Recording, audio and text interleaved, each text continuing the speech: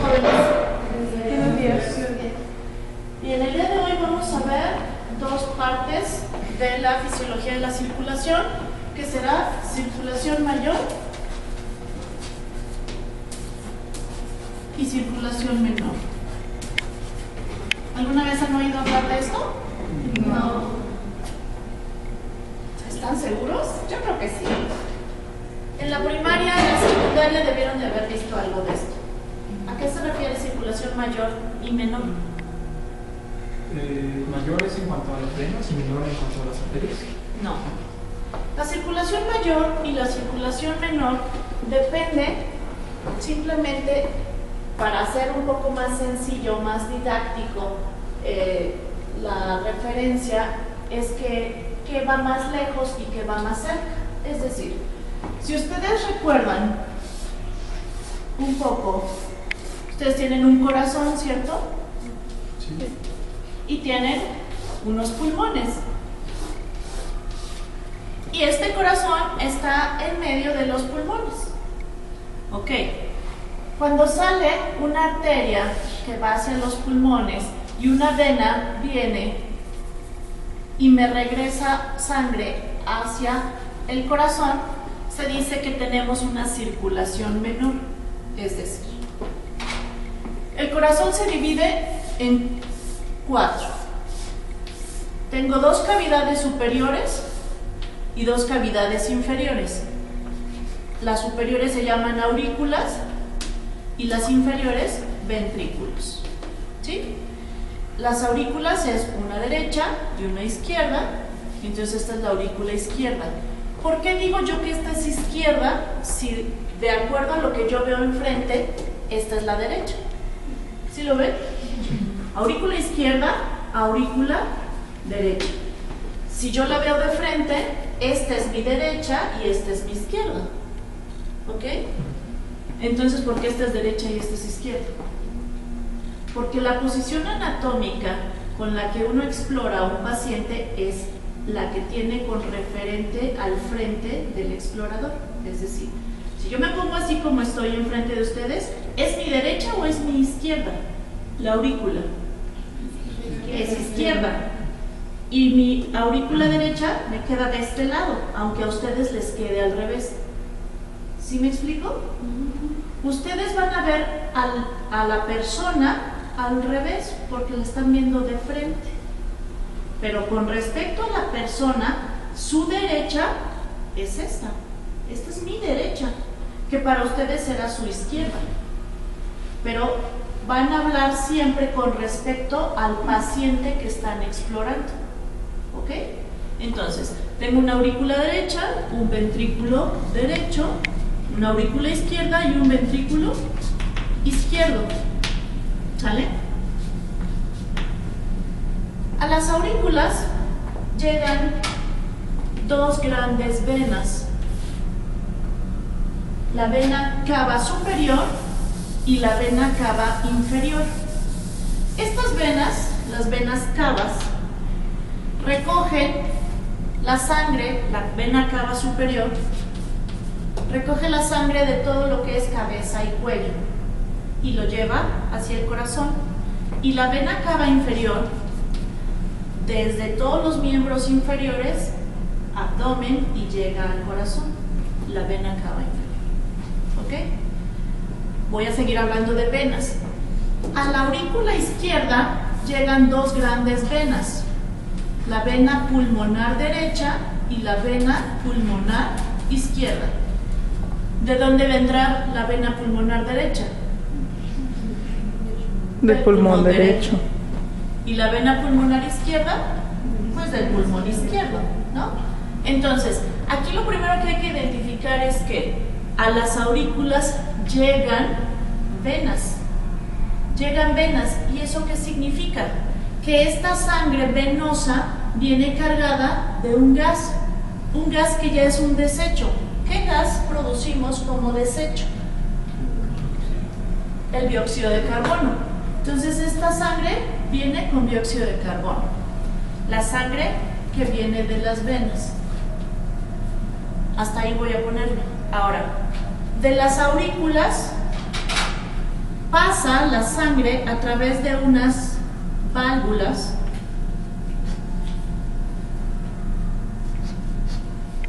la sangre que pasa de las aurículas pasa a los ventrículos de esta manera por un cambio de presiones y de estos ventrículos salen dos grandes arterias. Del ventrículo derecho sale una arteria que se llama arteria pulmonar, que se va a dividir en el pulmón derecho y en el pulmón izquierdo, pero es una sola arteria pulmonar. ¿Ok? Y se divide en el otro pulmón. ¿De dónde salió esa? Del ventrículo derecho. ¿Sí? ¿Hasta ahí vamos bien? Ok, del ventrículo izquierdo también sale otra arteria. La arteria más grande y más fuerte que tenemos en nuestro cuerpo. ¿Alguien sabe cuál es? La aorta, exactamente. Tenemos la arteria aorta. Esta arteria aorta hace una curva y baja, llamado callado aórtico, la arteria aorta, y baja hacia el abdomen y luego ya se divide en los miembros pélvicos y demás. Entonces fíjense bien, esta sangre que viene aquí se recogió de todos los miembros inferiores. ¿Sí? ¿Se acuerdan que dije? La vena cava inferior. Esta sangre viene desde los pies, los brazos, llegó a la aurícula. ¿Cómo viene? Con dióxido de carbono. ¿Dónde se hace el intercambio de gases en nuestro cuerpo? ¿Dónde intercambiamos dióxido de carbono e inhalamos oxígeno? En el pulmón. Entonces, si recuerdan, la arteria pulmonar lleva esta sangre con dióxido de carbono, ¿sí? ¿Selene? Ok. Entonces, ¿qué va a suceder aquí? Aquí va a haber un intercambio de CO2 a nivel alveolar. Se va a deshacer de él. ¿Y qué va a entrar a nuestro cuerpo? Oxígeno. ¿Ok? Cada vez que respiramos, inhalamos oxígeno y cuando exhalamos, sacamos dióxido de carbono. Entonces, este intercambio se hace a nivel del alveolo en el pulmón. Entonces, si la arteria pulmonar,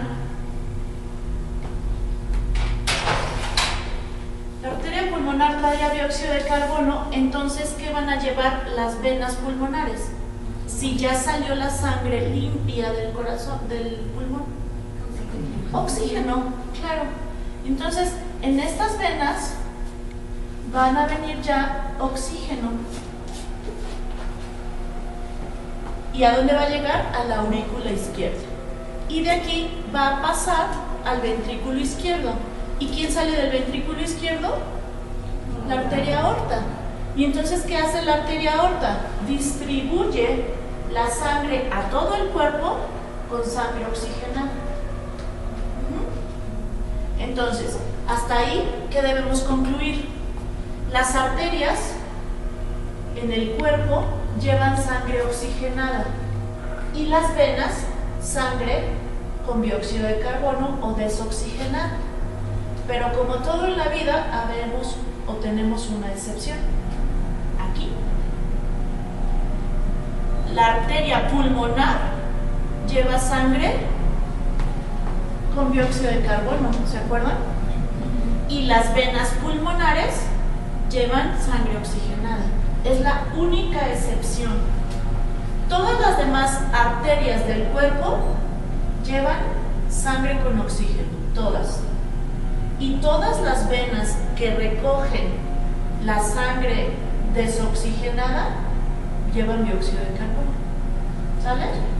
Entonces, con este esquema, ustedes pueden observar que del ventrículo izquierdo sale la arteria aorta Y esta arteria va a dar ramificaciones a todos los órganos presentes en el cuerpo, incluyendo la cabeza y el cuello.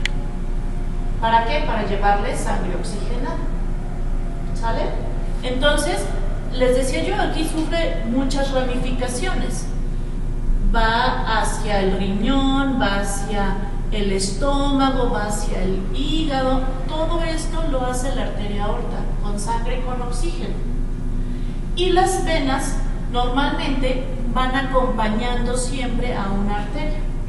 ¿Por qué? Porque una es un flujo de ida, llamémoslo de alguna forma, y el otro es un flujo de regreso. ¿Ok? Entonces, véanlo así. Por la cercanía que tenemos del corazón al pulmón, a esta se llama circulación menor.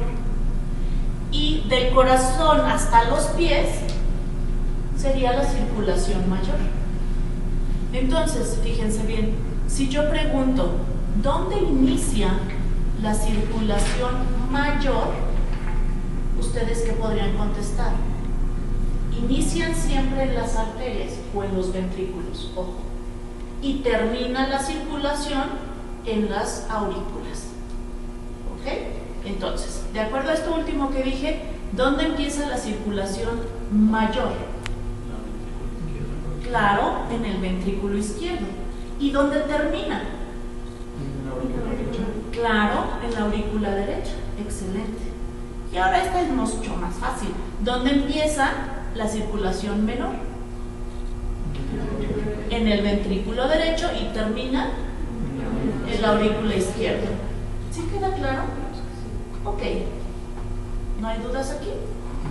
Ok, con respecto a esto, si ya dijimos que nosotros vamos a tener sangre oxigenada en las arterias y sangre desoxigenada en las venas, ¿qué creen o de dónde creen que sería más sencillo obtener una muestra sanguínea para hacer análisis clínicos? ¿Qué es lo que está más expuesto para hacer tomas de muestras sanguíneas? Las venas. ¿Y saben por qué? Las venas y las arterias, por esto que les acabo de decir, tienen una diferencia anatómica importante. Las arterias, al llevar el flujo sanguíneo, llevan una gran fuerza por la contracción del corazón. Histológicamente, es decir, las capas de las arterias son fuertes, a diferencia de las capas venosas. Nosotros con las arterias son tubos, literalmente, tubos elásticos, que de acuerdo a la fuerza de contracción del corazón se podrán dilatar o hacer más pequeñas. Entonces, las arterias llevan un gran flujo de sangre. ¿Qué pasa con las venas? Las venas, desde aquí del corazón a los, las arterias, de aquí del corazón a los pies, pues van perdiendo flujo, llamémoslo así, o fuerza de la contracción del corazón. Entonces, de cuando se hacen las redes venosas hacia las venas cavas, las venas no tienen esa pared elástica que tuvieron las arterias. Entonces, ¿cómo es que regresa el flujo? Por capilaridad. ¿Recuerdan qué es capilaridad? Mientras tienen un flujo o un fluido a través de un cilindro, va subiendo de acuerdo al tamaño de este tubo. Entonces, imagínense, allá son pequeñitas. ¿Cómo pasa si el capilar es pequeño? Rápido. Pero conforme se va haciendo más grande el espacio, se va perdiendo la fluidez o la fuerza. Entonces, ¿quién nos ayuda para subir de regreso a la sangre? Los músculos. Cuando nosotros caminamos, el hecho de que yo esté caminando aquí, le estoy ayudando a las venas de mis piernas a subir más rápidamente el flujo sanguíneo, aunado a la contracción del corazón. Entonces, ¿quién tiene un flujo mucho más fuerte de sangre? ¿Una arteria o una vena? Las arterias. Imagínense que yo rompa una arteria. En el caso de una extracción sanguínea, ¿qué podría pasarle a mi paciente? Piensen. Claro, y le podría generar un problema más importante. No así en una vena, no es que no sea importante, pero una vena, al tener menos fuerza del flujo, tengo mayor facilidad de hacerle hemostasia. ¿Alguien sabe qué es la hemostasia? Hacer la coagulación. Exactamente. Hacer que coagule nuestra sangre. Una arteria, si tiene un flujo más fuerte, piensen en una manguera. Si están regando el jardín y le hacen un hoyo, ¿qué va a pasar a la manguera? Va a salir un chorrazo de agua. Entonces, en este caso va a salir un chorro de sangre. Pensemos ahora, esa misma manguera, pero la tienen en quedito. Si le hacen un hoyo, a lo mejor no pasa nada, le ponen una cinta y la tapan. Es lo que nosotros hacemos o conocemos como hemostasia. Ok, entonces, si necesitamos sangre como muestra biológica, la vamos a obtener de una vena, de preferencia. Sin embargo, no es la única forma de obtención de sangre. ¿Cuál podría ser otra forma de obtener sangre para un análisis clínico? ¿De qué otra parte del cuerpo podríamos obtenerlo? Ustedes las conocen porque son muy famosas y son muy comunes en las clínicas, en la calle, van pasando y no quiere que le tome su glucosa. ¿Qué les hacen? Una muestra capilar. ¿Por qué se llama capilar? ¿O qué es un capilar? ¿De vasos pequeños? Claro. La parte más distal, es decir, como hace rato hablaba de la arteria. La arteria empieza siendo muy grande y luego se van haciendo más pequeñas y más pequeñas. Arterias de gran calibre, arteria de mediano calibre y luego arteria de pequeño calibre. Y lo último que tiene después de una arteria, viene algo que se llama arteriola, que son todavía más pequeñas. Y lo último será un capilar. Y en este capilar tiene dos polos. Un polo arterial y luego tengo un polo venoso. Es decir, aquí en el capilar es donde se vierte, en este caso el oxígeno, y de donde recoge el dióxido de carbono los vasos sanguíneos en el capilar. Entonces, si yo aquí tuve una arteriola previo al capilar, ¿cómo se va a llamar esta? Vénula. Tengo una vénula y luego tengo una vena de pequeño calibre y luego tengo una vena de mediano calibre, una vénula, pequeño calibre, mediano calibre y luego tengo una vena de gran calibre. ¿Sí me expliqué? Imagínense que esta es la arteria aorta, que es la arteria más grande. ¿Y cuál sería mi vena de gran calibre aquí? ¿Una basílica? No, la vena cava. La basílica está entre una vena de pequeño a mediano calibre. Bueno, ya su compañero empezó a hablar de venas. ¿De qué venas son las que vamos a hablar? Pero déjenme recordar que estábamos hablando del capilar. El capilar es la parte más distal de una arteria y la parte más proximal de una vena. ¿Sí vieron por qué? Porque la arteria empezó acá y la vena termina acá. Entonces, esta sangre capilar, ¿dónde la podemos encontrar? En los dedos, en el pie, en las orejas, en el óvulo de la oreja. Técnicamente, en todo el cuerpo tenemos capilares. Si ustedes se pican, les sale sangre en la piel, ¿no? Pero si se pican arriba de una vena, sale muchísima más sangre. Porque una cosa es que sea superficial y solo le den a un capilar, y otra que le den más profundo y lleguen a una vena, ¿cierto?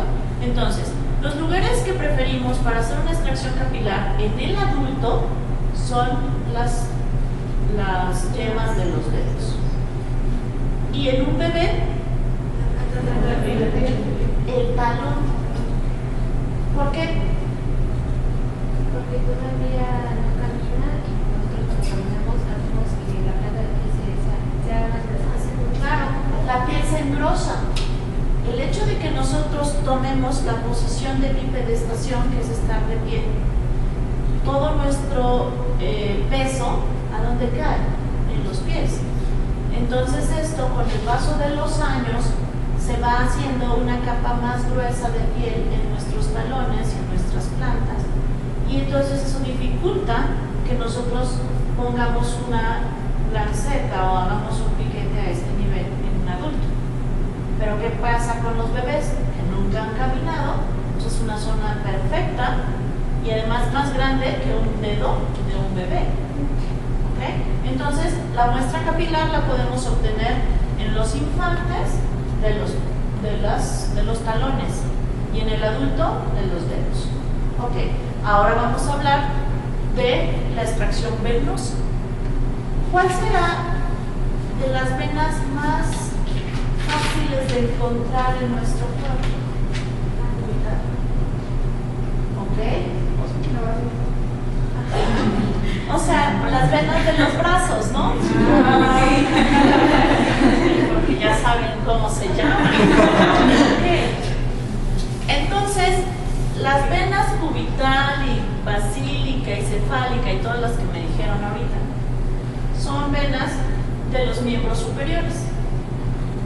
Por mucho, los brazos son fáciles de fácil acceso para obtener una muestra sanguínea. Y principalmente tenemos el pliegue del codo, que es esta región de aquí. Porque también podemos hacerlo de la mano.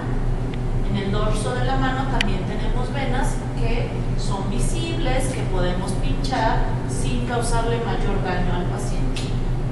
Recuerden, su prioridad siempre va a ser causar el menor daño posible al paciente.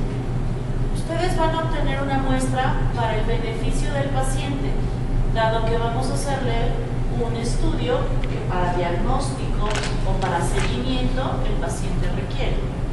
Entonces, lo que menos necesita el paciente es que ustedes lo lastimen más de lo enfermo que ya está. Así es que su prioridad siempre va a ser que el paciente sufra lo menos posible. Eso sí, nunca le digan que no le va a doler, porque eso es una mentira.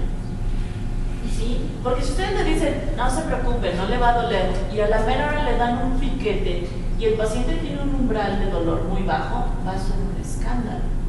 Y los va a demandar porque ustedes dijeron que no le iba a doler. Entonces al paciente siempre hay que hablarle con la verdad. Hay que decirle que le va a molestar, que le va a doler un poco, pero que ustedes van a hacer lo posible por lastimarlos lo menos posible. ¿Sale? Entonces, hablar siempre con los pacientes con la verdad. Entonces, como ya me dijeron que ya conocen las venas de donde se puede extraer más fácil la sangre, y ya concluimos que son las del pliegue del codo por su grosor, porque están más a la vista, pues vamos a hablar de eso ahorita. Es importante que ustedes tengan en cuenta que para hacer una extracción sanguínea no siempre hay que ver las venas, y voy a hablar exclusivamente de las venas del pliegue del codo ahorita. No siempre se tienen que ver. Lo más importante es que se tienen que sentir.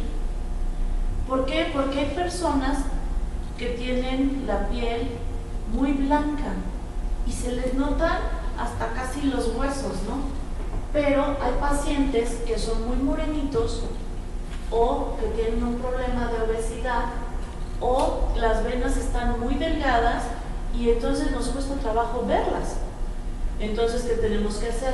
Tocarlas. Para que nosotros toquemos una vena, nos tenemos que apoyar de una ligadura. ¿Cuál es la función de una ligadura? Hacer un torniquete para generar presión. ¿Y qué va a hacer esta presión aquí en mi brazo? Ajá, ¿cómo es ese efecto que las venas se resalten más? ¿Qué es lo que sucede? Piensen. Se conglomera la sangre en un punto antes de llegar al torniquete, por lo cual aumenta su tamaño. Claro. Recuerden que dijimos que las venas tienen un sentido retrógrado, es decir, viene de aquí hacia el corazón, los pies de abajo hacia arriba, la circulación venosa, ¿cierto? Entonces, si yo pongo un torniquete aquí, si mi circulación viene de aquí a aquí, ¿qué le va a pasar? Se va a detener. No por completo, claro, pero sí se va a obliterar el vaso. Y eso va a hacer que haya una congestión de sangre en las venas. Y eso produce un aumento de volumen y luego entonces para ustedes más factible tocarlas e incluso verlas. Entonces, para hacer una extracción sanguínea necesitamos una ligadura. ¿Qué otra cosa necesitamos? Torundas. Torundas. ¿Para qué usamos las torundas? Para hacer asepsia. ¿Qué es la asepsia? Es como, por así decirlo, una limpieza del área. Claro. Que se va... ¿Y qué? ¿Las torundas así secas no sirven? ¿Pero qué? Alcohol. Con alcohol. Alcohol, torundas alcoholadas. ¿Qué tipo de alcohol usamos, saben? Es etílico. Ajá, alcohol etílico, pero lo usamos al 70%. No podemos usar un alcohol puro. Primero porque se volatiliza muy fácilmente y puede llegar a irritar a los pacientes. Entonces, alcohol al 70%, alcohol etílico, esto es importante.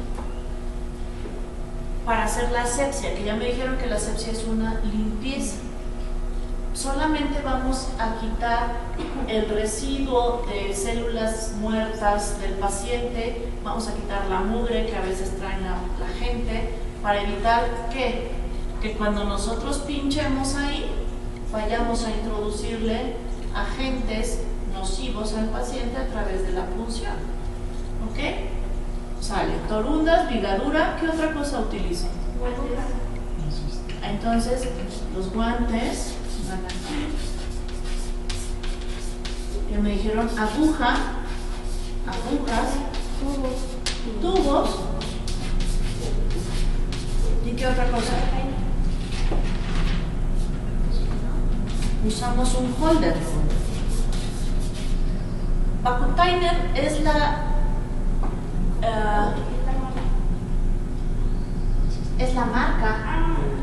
marca de estos sistemas. Incluso si ustedes observan, este tubo es Vacutainer.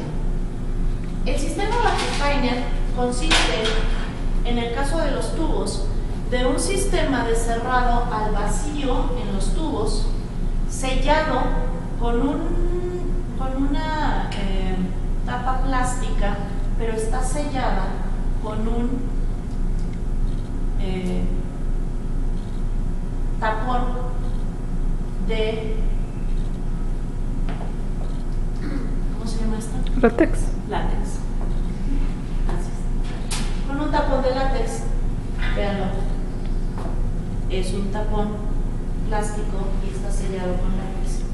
Sellado al vacío, que significa que aquí adentro tenemos una presión negativa, dado que aquí afuera tenemos una presión positiva de oxígeno.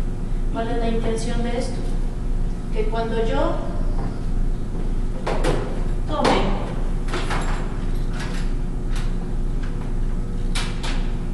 mi aguja